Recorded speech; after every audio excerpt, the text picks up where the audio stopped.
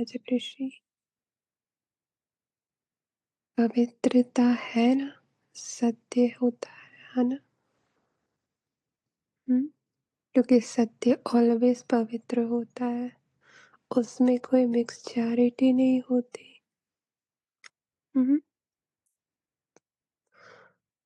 तो ये पवित्र है ही, इसीलिए सच्चे सच्चे राज ऋषि, राजयोगी, राजाई सब कुछ उसके अंदर अपने आप आ जाता है। जब पवित्र समझ में आ जाता है ना, तो सब कुछ उसके अंदर ही है। क्योंकि सच्चाई, सफाई, यही तो पवित्रता है। 100% प्योर पवित्रता, जिसमें कोई ड्युअलिटी नहीं होती, वो सत्य।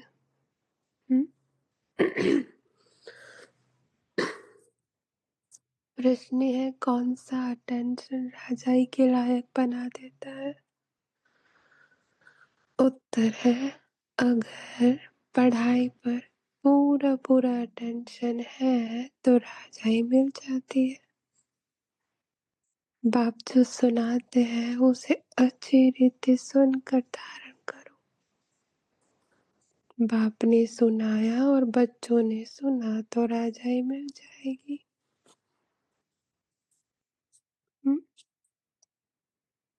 क्या कह रहे बाबा कि बाप ने सुनाया और बच्चों ने सुना तो राजाई मिल जाएगी। अगर सुनते समय उबासी देते व झुटका खाते, बुद्धि भटकती तो राजाई गवा देंगे। इसलिए पढ़ाई पर पूरा अटेंशन दो। मिल गई ना राजाई? अटेंशन कहाँ है? अपने अंदर, सत्य के अंदर रेस्ट। तो बाबा ने बोला तो राजाई मिल जाती है। बाप जो सुनाते हैं और बच्चों ने सुना तो राजाई मिल गई। है इतना इंटरेस्ट जैसे बाबा बोल रहे हैं कि अगर सुनते समय उबासी देते व झुटका खाते, बुद्धि भटकती तो राजाई गवा देंगे।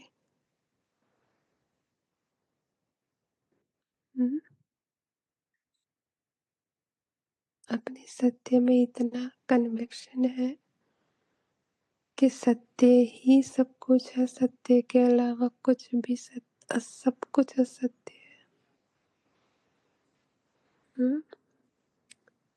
तो झुटका नहीं आएगा, बुद्धि भटकेगी नहीं। गीत है, हमें उन राहों पर चलना है। ओम शांति। रूहानी बाप रूहानी बच्चों प्रति समझा रहे हैं। आज बच्चों को हठ योग और राजयोग पर समझाते हैं। हठ योग और राजयोग दोनों पर समझाते हैं। बच्चों को मालूम है वह जो भी सिखलाते हैं सब है हठ योग, क्योंकि वह कर्म सन्यासी है। हठ योग क्या बाबा ने कहा कि जहाँ पर बस एक ही जगह बैठ जाते हैं, है ना, हठ पकड़ कर कोई कर्म नहीं करना। तो इसमें अगर और भी सूक्ष्म में देखे तो क्या करते हैं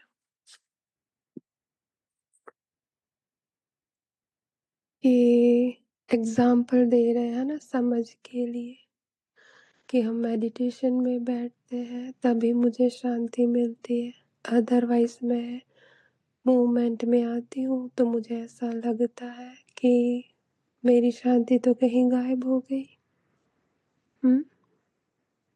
अगर शांत बॉडी को बिठाते हैं तभी मुझे ऐसा महसूस होता है कि अब मुझे शांति मिली, मैंने मेडिटेशन किया, मैं ज्ञान में हूँ। पर जैसे ही मोमेंट में आए, माना किसी के साथ बात की या कुछ सुना देखा, जो भी मोमेंट, तब क्या लगता है? हठ योग, है ना? क्योंकि मुझे वहाँ पर सत्य का पता ही नहीं होता है। वास्तव में गृहस्थियों को हठ योग कर्म संन्यास सीखना नहीं है। सीखना नहीं होता, वह तो है ही निवृत्ति मार्ग, वह धर्म ही अलग है। बाबा हमें कौन सा मार्ग सिखाते हैं? बाबा ने यहाँ बोला ना, गृहस्थियों का निवृत्ति मार्ग है। हमारा बाबा कौन सा मार्ग सिखाते हैं? श्रीमत का मार्ग, है ना? कर्म संन्यास सीखना नहीं होता। जो बाबा की श्रीमत है ना, उसमें सारे वो रास्ते, वो मार्ग सारे, उसमें पूरा वैराग्य होता है। वैराग्य लाना नहीं पड़ता। कर्म भी होता है, सारी मूवमेंट होती है, फुल ब्लास्ट में होती है, पर सब कुछ होते हुए मुझे कोई रास्तों पर जाना नहीं होता। टोटली वैराग्य। क्योंकि मुझे उसमें इंटरेस्ट ही नहीं होता। बाबा ने बोला ना, वह धर्म ही अलग है। तुम्हारा धर्म देवी देवता धर्म है। जिन देवी देवताओं ने राजयोग से ही राज्य पाया है। अभी तुम राज ऋषि हो, अभी है, 1 मिनट बाद जाकर नहीं बनेंगे। ऋषि उन्हों को कहा जाता है जो पवित्र रहते हैं। तुम अभी पवित्र हो, अभी हो। पता है ना कि पवित्र क्या होता है? सत्य होता है, क्योंकि उसमें कोई मिक्सचैरिटी, कोई ड्युअलिटी नहीं होती। अगर पवित्र न रहे तो उनको ऋषि नहीं कहा जाता।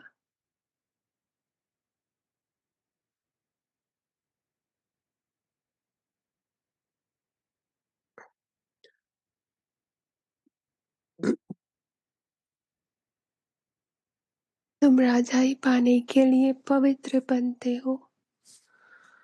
वह कोई राजाई पाने के लिए पवित्र नहीं बनते। तुम जानते हो कि पवित्र दुनिया में हमको पवित्र राजाई थी।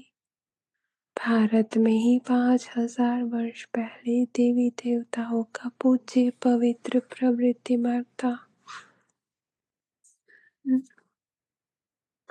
अभी पुजारी पतित बन पड़े हैं। पतित कैसे बने? 84 जन्मों का हिसाब है ना।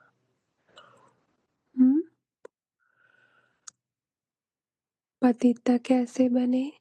बाबा ने कहा ना, 84 जन्मों का हिसाब।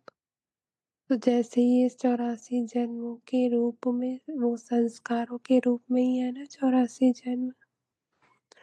तो ये अंदर जो चक्र घूमता है ना, प्रवृत्ति का पूरा, उसी में हम कोई एक संस्कार के थ्रू देखते हैं ना, उसको अपनी आइडेंटिटी मान लेते हैं। तो ये सारे हिसाब वहाँ ही चलते हैं फिर पतितता के। बाप जो सहज राजयोग सिखला रहे हैं, वही तुमको 84 जन्मों का हिसाब बतलाते हैं। दूसरे धर्म को संन्यास धर्म वाले क्या जाने। जान सकते हैं दूसरे कुछ? यह है देवी देवताओं का प्राचीन धर्म, वह है पिछले वाला धर्म।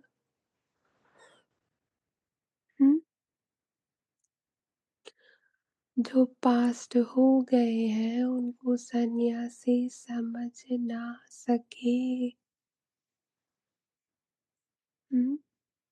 बाबा कौन सा सन्यास समझाते हैं हमें? बाबा ने कभी कहा कि ये चीज को छोड़ो तब तुम रह सकोगे? हाँ, तुझे कर्म नहीं करना है, सारों के बीच में नहीं रहना है। बाबा ने तो कौन-सा बताया हमें योग? राज ऋषि बोला ना बाबा ने। तो बाबा क्या कहते हैं कि सब कुछ तेरे अंदर है, तुझे किसी से कोई घृणा नहीं, कोई चिपकन नहीं, कुछ भी हो ही नहीं सकता क्योंकि सारा कुछ तो तेरे अंदर है। तो किसको छोड़कर कहाँ जाएंगे फिर?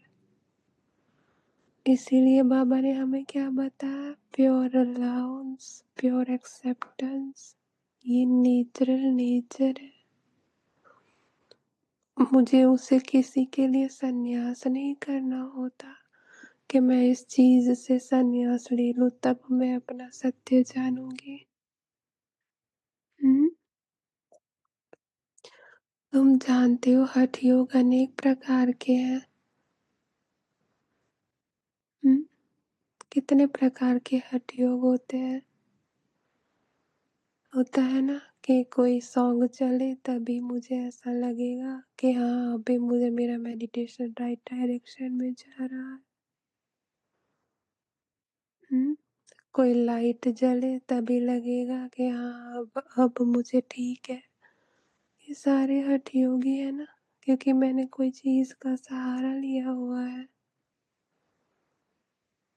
हम्म? बताते हैं ना बाबा कि एक किनारे से दूसरे किनारे तक जाना होता है ना, तो नाव का सहारा लेते हैं। जब पर किनारे पर पहुंच जाते हैं ना डेस्टिनेशन पर, तो वहां पर नाव छोड़ देनी होती है। डेस्टिनेशन पर आ जाने के बाद नाव छोड़ देनी होती है। वो सहारा एक से लेकर 0 तक जाने का होता है। पर जब समझ गए ना कि 0 से अब कोई और यात्रा है ही नहीं, तो वहां सब कुछ छोड़ देना होता है समझ से, है ना। बाबा कहते हैं द्वापर से भक्ति मार्ग के साथ हठ योग शुरू होता है। अभी फिर है राजयोग। हम्म? अभी क्या है? राजयोग। वह हठ योग जन्म बाई जन्म सीखते आए।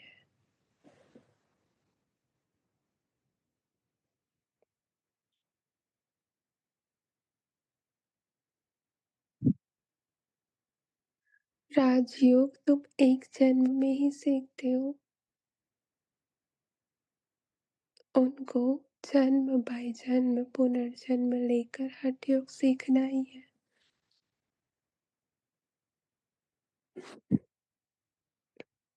तुमको राजयोग सीखने के लिए पुनर्जन्म नहीं लेना पड़ता। हम्म? उनको जन्मों के चक्र में घूमना होता है। बाबा हमको क्या सिखाते हैं कि तुम्हारा पुनर्जन्म हो लेना ही नहीं पड़ता ये सीखने के लिए, क्योंकि तुम जन्म और मरण के चक्र से ही बाहर आ जाते हो। क्यों? क्योंकि बाबा ने हमें बताया कि ये जन्म और मरण का चक्र तेरे अंदर है, तो इस चक्र के अंदर है ही नहीं। तेरा ना जन्म होता है ना मृत्यु होती है। हम्म? यह राजयोग तुम सिर्फ संगम पर ही सीखते हो। यही तो संगम पर बताया बाबा ने। राजाई मिल गई, स्वर्ग हो गया, फिर और सब धर्म खत्म हो जाते हैं। तुम राज ऋषि हो। और सारे धर्म खत्म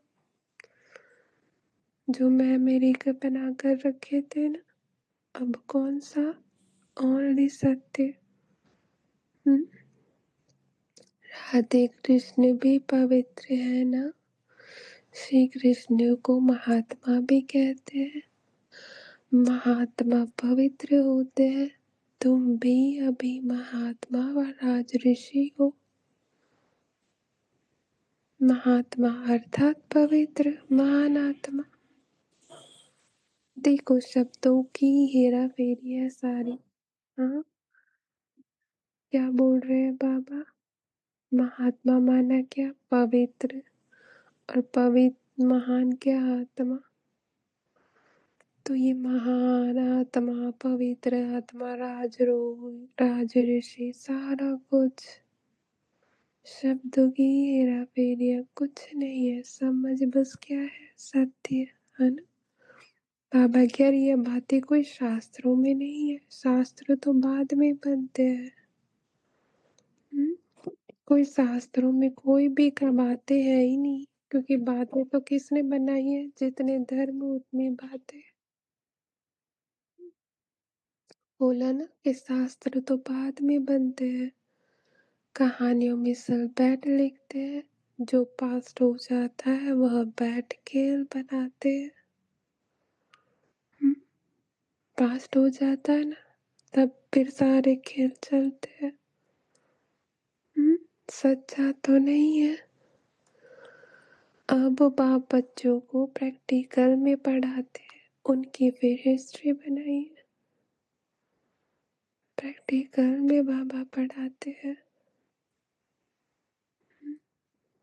तो ये लगता है मुझे सारा जो प्रैक्टिकल बाबा करा रहे हैं वो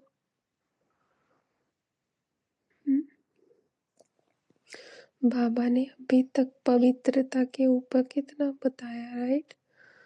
तो मुझे ये प्रैक्टिकल जो बाबा बोल रहे हैं, तो बाबा के मुझ वो दर्पण में मुझे वो दिख रहा है क्या? क्या मुझे उसके दर्पण में देखने के लिए जो वो मुझे दिखा रहा है, क्या चीज चाहिए वो जो मैं उसके दर्पण में देख सकती हूँ? बाबा तो बोल रहा है प्रैक्टिकल में, बाबा सम्मुख बैठकर बताते हैं ये पवित्रता। राज ऋषि राजाई, बाबा ने बोला ना कि मैं जो सुनाता हूँ, आप बच्चे सुनो, यही है। राजाई मिल जाती है फिर अपने आप।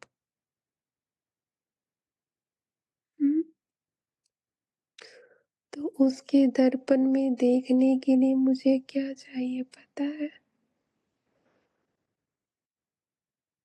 वो प्रेम, वो निश्चय के परमात्मा ही सिर्फ सत्य है, बाकी सब झूठ है।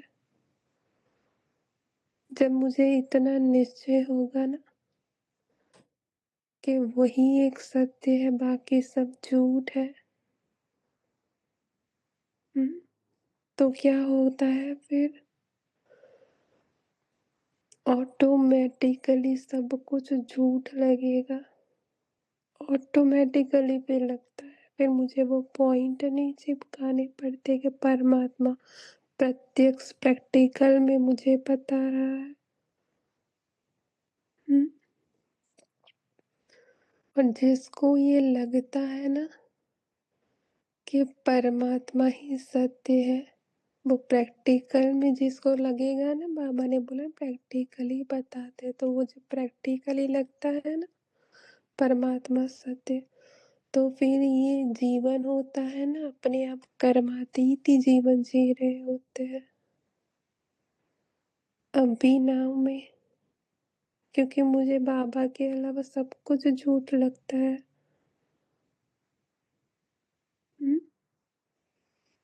वन एंड ओनली बाबा मुझे सत्य लगता है। तो मैं अभी का जीवन कर्मातीत जीवन जी रही हूँ। है इतना निश्चय कि हम अभी कर्मातीत जीवन जी रहे हैं, क्योंकि जो आत्मा परमात्मा को सत्य देख रही है ना, तो किसी भी दर्पण, कोई भी दर्पण, माना कोई भी संकल्प सामने आ जाएगा ना, किसी और के संकल्पों का दर्पण भी सामने आ जाएगा ना। और यहाँ तक भी होता है कि हमारे पार्ट का एक्शन भी, वो एक्शन का दर्पण भी सामने आ जाता है, क्योंकि सबसे मुश्किल क्या होता है? वही दर्पण है।